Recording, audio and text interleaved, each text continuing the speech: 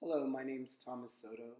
I chose to do my presentation over experiential learning theory, which is generally defined as learning from experience that has either occurred in a learner's life or an experience that is related to an educational experience. The experience can most certainly be created and developed per learning event and is often related to learners' existing knowledge. In 1938, John Dewey introduced the book Experience in Education, which outlined key principles concerning the relationship between learning experiences and education. A point of interest is the matter of inquiry.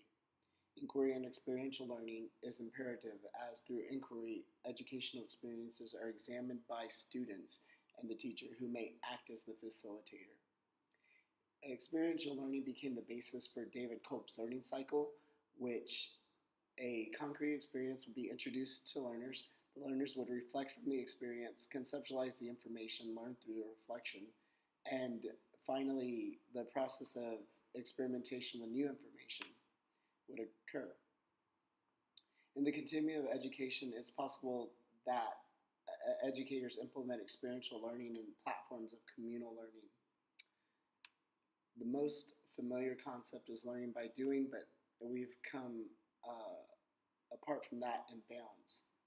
In the video here, I'm teaching a student how to teach another student to count to 5.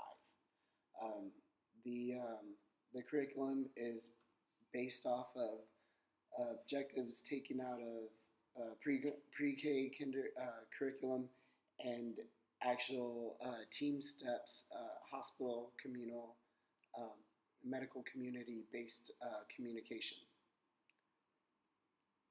So in this segment, I'm just going over the actual practice.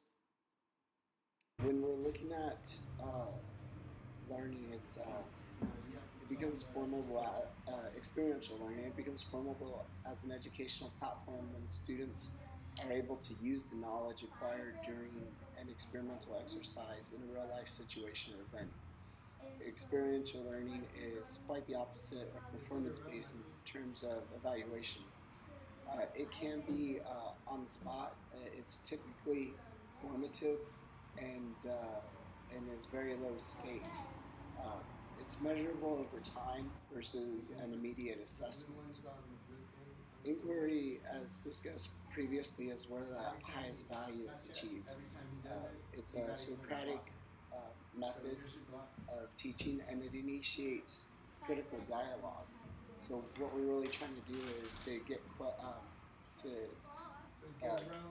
guide the student in critical thinking and problem solving based off of what their interactions were. So when Roe, the kid who's teaching the other kid how to count to 5, went over this video, he was able to actually decipher what points were essential, and in that way he was reaching the objectives that were outlined in the segment. Roe's objectives were based off of communication leadership, and the other one was basically supervision. So here he's conveying to Michael, who's the younger child, what the requirements are, and he's guiding him and going through this exercise. The exercise basically consists of Roe giving Michael blocks for every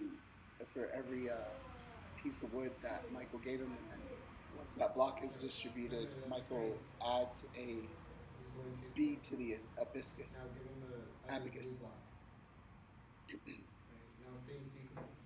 So those were the identifying trademarks. So spiritual learning is experience-based, and inquiry is very different. It's now considered debriefing.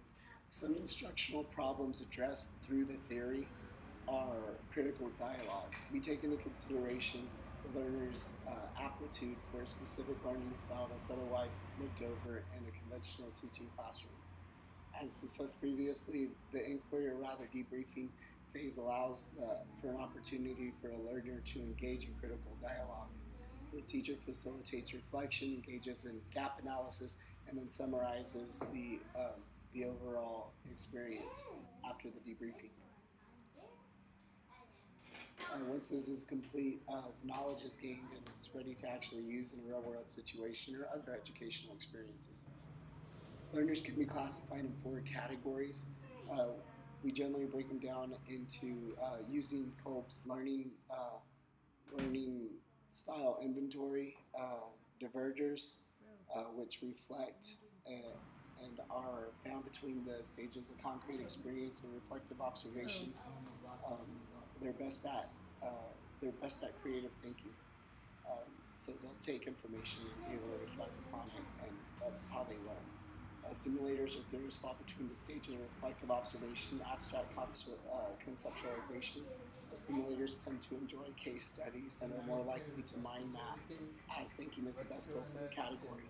There are also convergers that may possess a higher aptitude to apply an idea and often are self-directing. Activists or accommodators fall between the spectrum of experimentation and concrete experience. They generally do well in practicing the skill to determine the best practice and what is or what isn't important.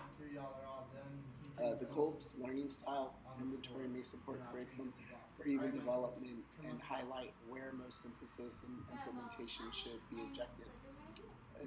In this event, Michael is more of an activist, and he uses concrete experience to implement what he's learned into action. Rowan is more of a converger, and he's adjusted to applying an idea. He generally is one who thinks and then does. One thing to add is that as an instructional problem, you would always have to engage a student into critical dialogue based off of how he learns best. So it would be essential to give some type of measurement.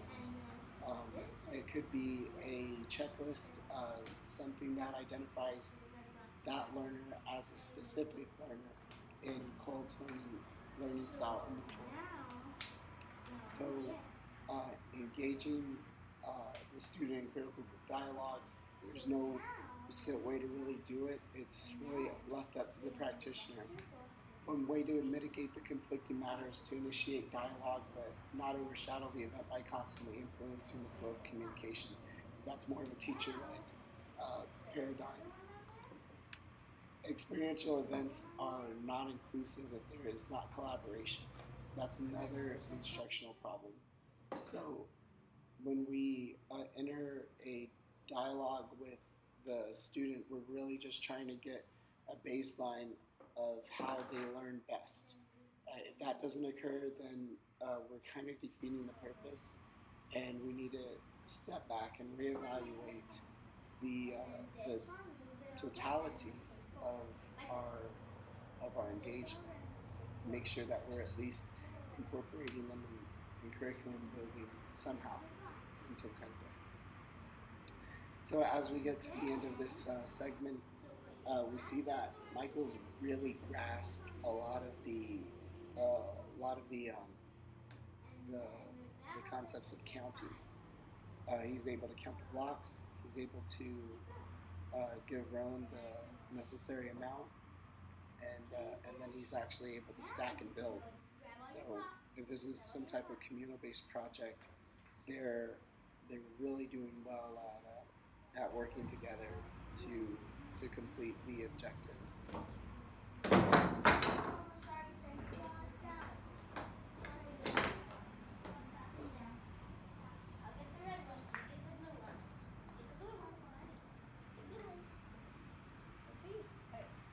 Now they're taking the blocks, and I told them that after they were done counting 5 red and 5 blue, they could sit down and they could start building something creative. It was up to them. It's kind of their reward.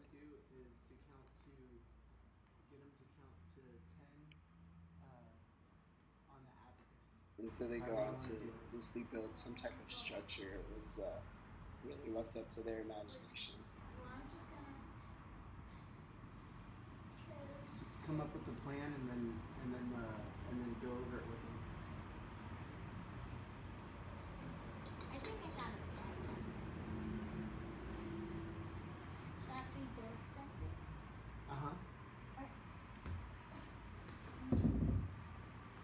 And you can help them build. I'm just gonna tell them to build. Okay. So start to build. As they complete the exercise, they'll go.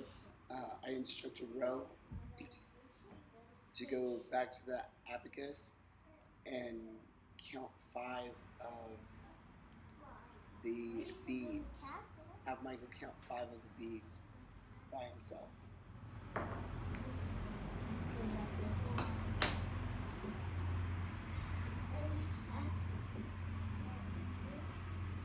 One more block.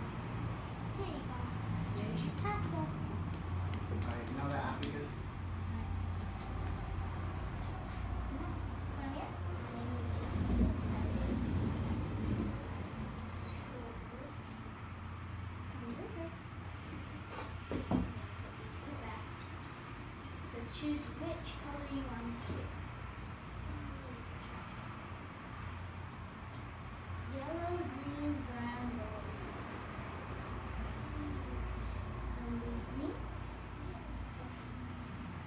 Say 1, 2, 3, 4, 5.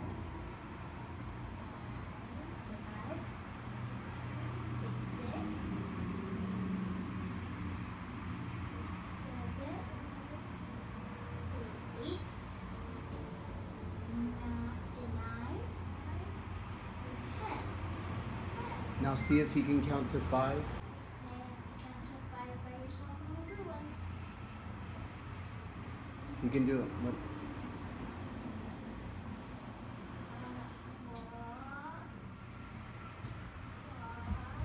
2.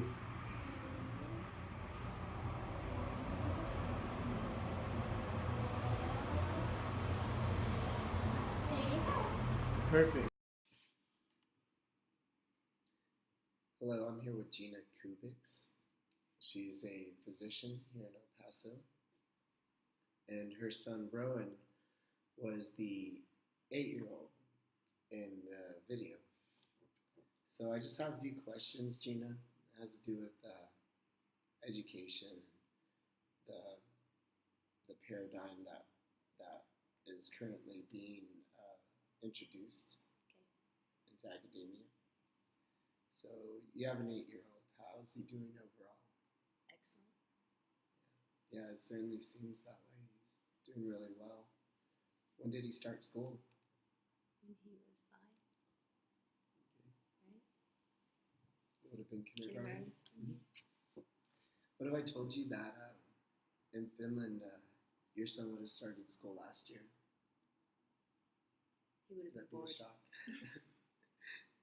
Do you think he would have been behind where he is right now, as far as education-wise? You know? No, because we do a lot at home. Okay. So, interesting fact is that in Finland, the mothers are given 3 years of maternity leave. Do you think that would be beneficial to you and your son? No. Oh, really? Yeah, Why is that? I like to work. Okay. 1 year would have been good. So the whole theory behind it is that the family does better, or the children actually are happier, and they have that time with their parent. You know, we kind of kickstart our kids here sometimes and put them into daycare, um, and we separate ourselves from them in a way because we have to. I don't think 3 years of maternity leave would ever be possible here, but you can kind of see how it helps as the parents actually become the first educators of the child. So I believe that's the whole rationale behind it. And generational wise, um, they're they have a really good continuity of education within the home. So it actually can contribute to social change. And as I said before, people can get generally feel more happy. So what I've actually been working on is simulation, and it's a part of experiential learning. It's still relatively new pedagogy, but it essentially goes down into phases. There are three phases, which are the pre-brief, and that's just explaining what the event is going to be, and then the event itself, and the debrief. They all have their own algorithms that are involved and different types of learning tools. But what I went over with Rowan earlier is a basically an experiential learning event, and then we conducted a debrief. But I introduced to him objectives that were related to communication, leadership, and